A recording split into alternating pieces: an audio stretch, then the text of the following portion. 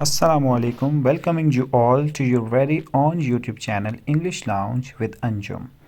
आज की वीडियो में हम लिटरेरी क्रिटिसिज्म और लिटरेरी थ्योरी को समझने की कोशिश करेंगे। तो उनको समझने से पहले सबसे पहले हम ऑब्जेक्टिव्स देख लेते हैं आज की प्रेजेंटेशन के। व्हाट इज़ क्रिटिसिज्म, कि तनकीद या क्रिटिसिज्म क्या चीज़ है, लिटरेरी क्रिटिसिज्म और ऑर्डिनरी क्रिटिसिज्म में क्या फ़र्क है, और लिटरेरी थ्योरी और उसकी अहम इकसाम कौन कौन सी हैं। सबसे पहले लिटरेरी क्रिटिसिज्म की तारीफ़ समझ लेते हैं और ये समझते हैं कि आखिर लिटरेरी क्रिटिसिज्म क्या चीज़ है। Description of Matthew Arnold. सबसे पहले मैथ्यू आर्नल्ड ने लिटरेरी क्रिटिसिज्म को डिफ़ाइन किया। उनके मुताबिक literary criticism is a disinterested endeavor to learn and propagate the best that is known and thought in the world. अब इस डेफिनेशन के मुताबिक जो लिटरेरी क्रिटिसिज्म है, यानी जो अदबी तनकीद है, वो एक एक्टिविटी है कि जिसके अंदर आप जो एनालिसिस करते हैं वर्क ऑफ आर्ट का, यानी लिटरेरी क्रिटिसिज्म एक डिसिप्लिन्ड सरगर्मी है कि जिसके अंदर आप वर्क ऑफ आर्ट यानी लिटरेचर या किसी भी टेक्स्ट को एनालाइज करते हैं, उसे स्टडी करते हैं।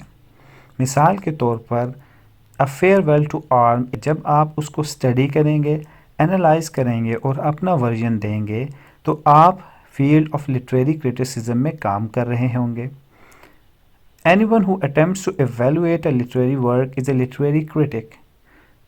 अब वो शख्स जो कि क्रिटिसिज्म की दुनिया में किसी भी वर्क को एवेलुएट करता है, उसकी वैल्यू वर्थ को स्टडी करने की कोशिश करता है, अपनी परसेप्शन या अपना व्यू पॉइंट देता है, उसे लिटरेरी क्रिटिक कहा जाता है।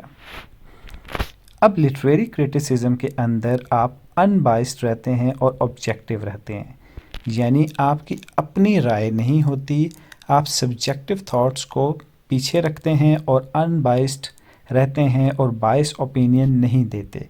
यानी जो ओपिनियन आपके दिल दिमाग में होता है, आप उसको अपने कलम से नहीं लिखते, बल्कि उस ओपिनियन को लिखते हैं कि जिस तरफ लिटरेचर आपको, ये वर्क ऑफ आर्ट आपको लेकर जाता है। अभी नज़र डालते हैं कि ऑर्डिनरी वर्सेस लिटरेरी क्रिटिसिज्म, यानी ऑर्डिनरी क्रिटिसिज्म क्या है और लिटरेरी क्रिटिसिज्म क्या है। लिटरेरी क्रिटिसिज्म को हमने देख लिया ब्रीफली, आप ऑर्डिनरी क्रिटिसिज्म को क्या कहते हैं। ऑर्डिनरी क्रिटिसिज्म एवरीडे फिनोमेना है, यानी हम जो एक दूसरे पे तनकीद करते हैं, एक दूसरे की खामियां निकालते हैं, उसे ऑर्डिनरी क्रिटिसिज्म कहते हैं। अब ऑर्डिनरी क्रिटिसिज्म में क्या होता है कि आप अपना पॉइंट ऑफ व्यू थोपने की कोशिश करते हैं, दूसरे के पॉइंट ऑफ व्यू को कदर नहीं देते।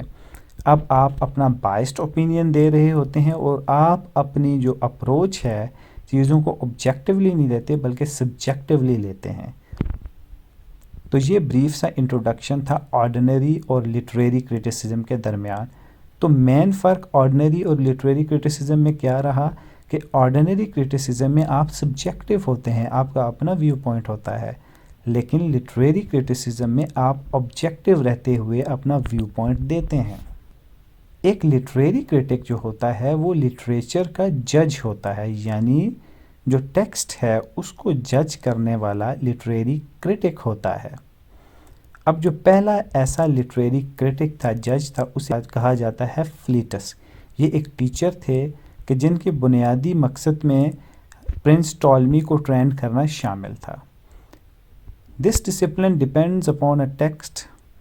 For example, for applying post colonial theory you need a work from that era also। अब ये जो डिसिप्लिन है लिटरेरी क्रिटिसिज्म का, ये इटसेल्फ एग्जिस्ट नहीं कर सकता, इसकी डिपेंडेंस होती है टेक्स्ट यानी दूसरे लिटरेचर के ऊपर। यानी पोस्ट कॉलोनियल थ्योरी है, एक लिटरेरी थ्योरी है, उसको जब आपने अप्लाई करना है तो आपको कोई वर्क चाहिए, यानी इटसेल्फ लिटरेरी थ्योरी या लिटरेरी क्रिटिसिज्म स्टैंड नहीं करते, उन्हें किसी दूसरे सब्जेक्ट की ज़रूरत होती है अपनी एग्जिस्टेंस को कायम रखने के लिए।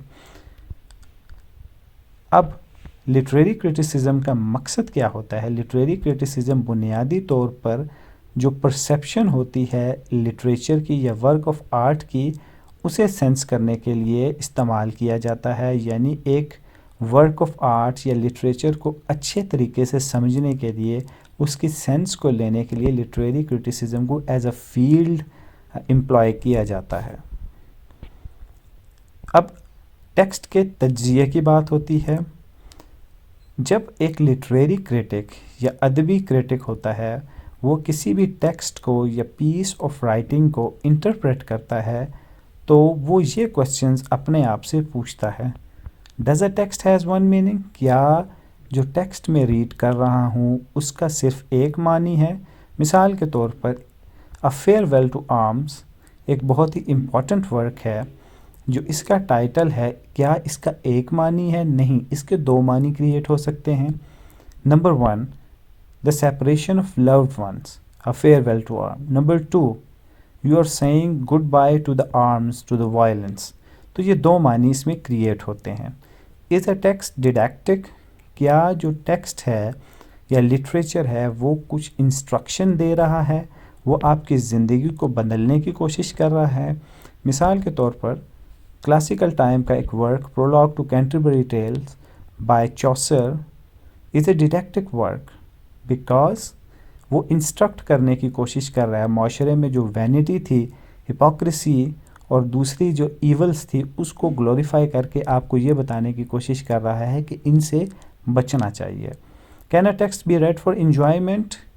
एक तीसरा पॉइंट जो लिटरेरी क्रिटिक के माइंड में होता है कि क्या टेक्स्ट को जस्ट इंजॉयमेंट के लिए रीड किया जा सकता है? मिसाल के तौर पर विलियम वर्ड्सवर्थ की फेमस पोएम डैफोडिल्स थी, उसका कोई डिडैक्टिक पर्पस नहीं था, महज प्लेजर सीकिंग के लिए उस पोएम को पढ़ा जाता था। Impact of a text, that is very important कि लिटरेचर या टेक्स्ट है उसका क्या इम्पैक्ट है। चॉसर का प्रोलॉग जो था कैंटरबरी टेल का, उसका क्या इम्पैक्ट आया सोसाइटी के अंदर?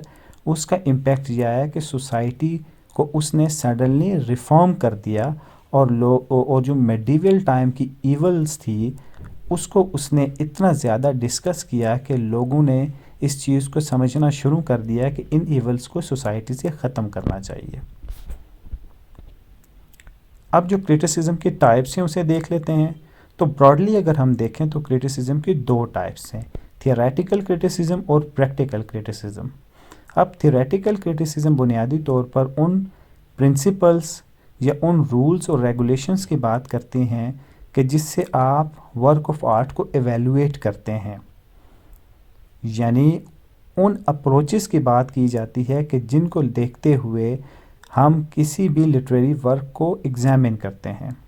अब जो इम्पॉर्टेंट अप्रोचेस हैं कौन सी वाली हैं? Psycho analytical criticism, post colonial theory और मार्क्सिज्म। इसके अलावा भी बहुत सारी थ्योरीज हैं, लेकिन इनको हम इंडिविजुअली फिर किसी वीडियो में इंशाल्लाह डिस्कस करेंगे। Practical criticism, that is very important. This engages itself with the practical manifestation of theoretical criticism। अब जो theoretical criticism के अंदर प्रिंसिपल, रूल्स और रेगुलेशंस होते हैं, जब हम उनको प्रैक्टिकली किसी वर्क ऑफ आर्ट पे अप्लाई करते हैं तो वो प्रैक्टिकल क्रिटिसिज्म कहलाता है। लेट्स सपोज पोस्ट कॉलोनियल जो आपकी लिटरेरी थ्योरी है, जब आप उसको Heart of Darkness by Joseph Conrad पे अप्लाई करते हैं तो ये आपको प्रैक्टिकल क्रिटिसिज्म की फील्ड में ले जाता है, यानी लिटरेरी जो थेरीज़ हैं उनकी जो प्रैक्टिकल मैनिफेस्टेशन है उसको हम प्रैक्टिकल क्रिटिसिज्म में अंडरस्टैंड करते हैं। अब हम लिटरेरी थेरी की तरफ आते हैं, क्योंकि लिटरेरी क्रिटिसिज्म को हमने बहुत कंप्रीहेंसिव तरीके से अंडरस्टैंड कर लिया।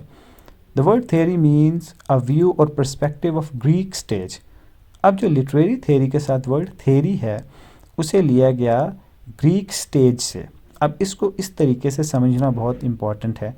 जब आप किसी सिनेमा हॉल या थिएटर या स्टेज के अंदर बैठे होते हैं तो जो इवेंट्स हो रहे होते हैं स्टेज के ऊपर, उसकी जो डिपेंडेंस होती है वो इस चीज़ पे होती है कि आप उस हॉल में या ऑडिटोरियम में कहाँ बैठे हुए हैं। जो फर्स्ट रो में बैठे हुए लोग हैं उनकी अंडरस्टैंडिंग डिफरेंट होती है comparative to last row. First row वाले बैठे हुए वो एक एक इवेंट पे तायराना नज़र रखे हुए होते हैं, और ऑडियंस जो बैठी होती है सेकंड रो में या थर्ड रो में उनकी परसेप्शन डिफरेंट होती है। अब मज़ीद चीज़ को आगे लेके बढ़ते हैं कि while reading a Renaissance work Doctor Faustus we normally ask these text related question. अब क्रिस्टोफर मार्लोव का एक बहुत ही इम्पॉर्टेंट वर्क है डॉक्टर फॉस्टर्स। जब हम इसको स्टडी करते हैं तो हम नॉर्मली ये क्वेश्चन पूछते हैं जो कि टेक्स्ट के रिलेटेड होते हैं। What kind of a person doctor Faustus is, कि डॉक्टर फॉस्टस कैसा शख्स था। ल्यूसीफर और मेफिस्टोफेलिस का क्या रोल था। फॉस्टस का जो रिएक्शन था सैटन्स की अल्योरमेंट के खिलाफ वो क्या था। उसका एरर ऑफ जजमेंट यानी ट्रेजिक फ्लॉ क्या था। अब ये जो क्वेश्चन होते हैं ये हमें प्रैक्टिकल क्रिटिसिज्म की फील्ड में ले जाते हैं बाय अप्लाइंग लिटरेरी थ्योरी, यानी प्रैक्टिकल क्रिटिसिज्म हम किस तरीके से करते हैं, लिटरेरी थ्योरी को अप्लाई करने के बाद। लिटरेरी थ्योरी के अंदर आपके पास मुख्तलिफ फ्रेमवर्क्स आते हैं जिनको हम आगे नेक्स्ट स्लाइड्स में समझने की कोशिश करेंगे। अब आपकी जो ज़ाती जजमेंट होती हैं और ज़ाती ख़यालात होते हैं वो आपको एक कोहेरेंट सेट ऑफ आइडियाज़ की तरफ लेकर जाते हैं जिसे लिटरेरी थ्योरी कहा जाता है। जो लिटरेरी थ्योरी होती है वो एक लॉन्चिंग पैड के तौर पर काम करती है, और ये लॉन्चिंग पैड किस तरीके से काम करता है कि लिटरेरी थ्योरी उन आइडियाज़ या कंसेप्ट्स की बात करती है कि जिसके ऊपर लिटरेरी क्रिटिसिज्म लाई करता है। To make it very clear, literary theory बुनियाद फराम करती है लिटरेरी क्रिटिसिज्म को एज अ फील्ड। बहुत सी इंपॉर्टेंट लिटरेरी थियरीज़ आपके पास मौजूद हैं, लेकिन कुछ जो बहुत आम लिटरेरी थियरीज़ हैं जिनको हम अपनी नेक्स्ट वीडियोस में कवर अप करने की कोशिश करेंगे, और ये भी कोशिश करेंगे कि इनको अप्लाई करना भी आपको दिखाएं और समझाएं, क्योंकि application of theory is really very important rather than theoretical aspect. Reader oriented criticism, psychoanalysis, post-colonial theory and Marxism. Reader oriented criticism discusses the approach of reader towards a piece of literature, while psychoanalysis deals with the abstract pattern of a character. Post-colonial theory discusses the impact of colonial rule, and Marxism basically discusses the continuous rift between bourgeoisie and proletariat. तो उम्मीद है कि आज की video में आपने literary criticism और literary theory को बेहतर तरीके से समझ लिया होगा। मेरी आपसे गुजारिश है कि वीडियो को थम्स अप दें, चैनल को सब्सक्राइब करें, और आपका कोई भी क्वेश्चन है वो कमेंट बॉक्स में ज़रूर मुझसे पूछिएगा।